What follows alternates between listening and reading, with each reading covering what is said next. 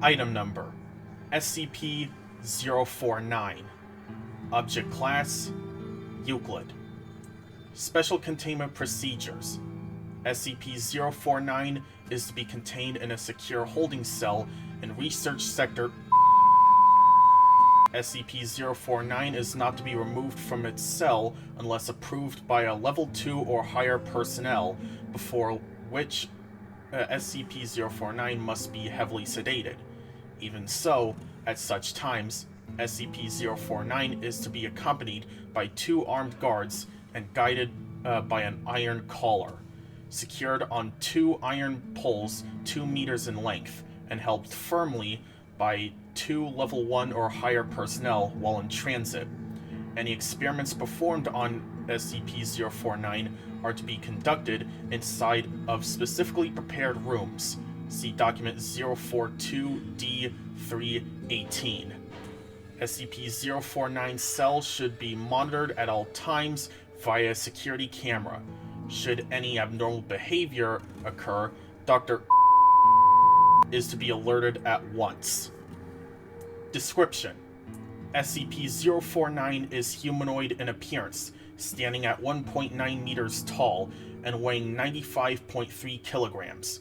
However, the Foundation is currently incapable of studying its face and body more fully, as it is covered in what appears to be the garb of the traditional plague doctor from 15th to 16th century Europe.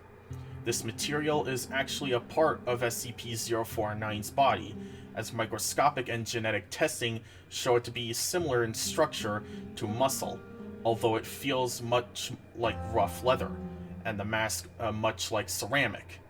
It was originally discovered in England by local police. Mobile Task Force responded to a suspected outbreak of. All civilians within a 0.5 kilometer radius were given Class A amnestics as part of the initial containment procedure. It was thought that SCP-049 was unable to speak. This has now changed. See Addendum A1. Although it seems to understand English perfectly well and is completely docile until it tries to perform surgery. SCP-049's touch is invariably lethal to humans. After contact with SCP-049's hands, the victim, hereafter referred to as SCP-0492, suffers and dies within moments. SCP-049 will then attempt to kill all humans it can see in a similar manner, supposedly to avoid interruption, before returning to SCP-0492. It produces a bag made of containing scalpels, needle, thread, and several vials of an as-yet unidentified substance. From somewhere within its body, research has been unable to locate these tools when inside of SCP-049 through X-ray and similar techniques, and begins dissecting SCP-0492, as well as inserting various chemicals into the body.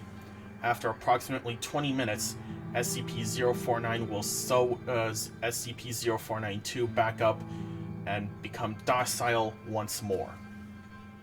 After a period of a few minutes, SCP-0492 will resume vital signs and appear to reanimate.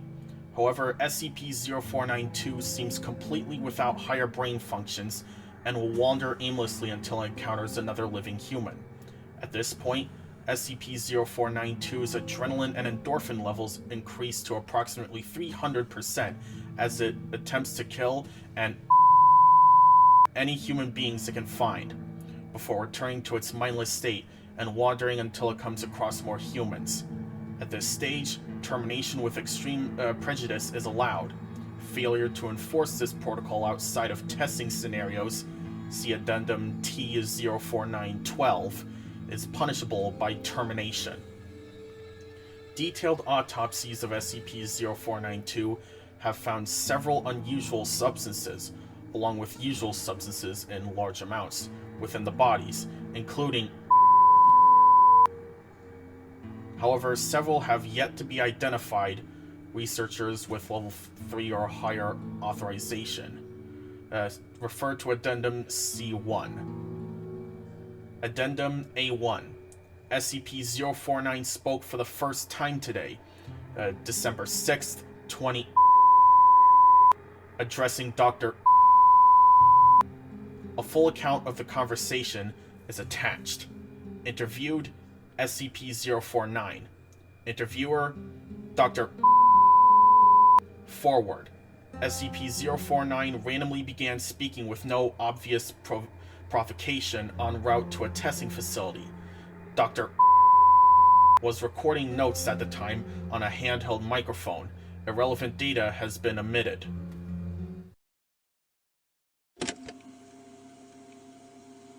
What is this place? What? Damn it. A laboratory. It is quite marvelous. I now find it no wonder I've seen so few victims of the disease in here. Yeah.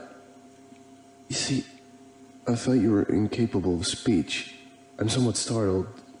You, can. Oh my, yes, good sir. I simply prefer not to. Most victims of the disease are quite melancholy and do not react at all well to conversation. I have seen you several times now, and have not detected the disease in you. Therefore, I assume you are also a doctor. Yes, actually, call me... But what disease are you talking about? Why, good doctor, the great pestilence. What else? Oh, the plague. Should have seen that coming. But no one here is infected, I can assure you. Oh, good doctor, I can assure you, the pestilence is here, and I can sense it. It is my duty in life to rid the world of it. My cure is most effective. Your cure? Your cure has cost us hundreds of lives. Your cure is faulty. Good doctor, my cure is most effective.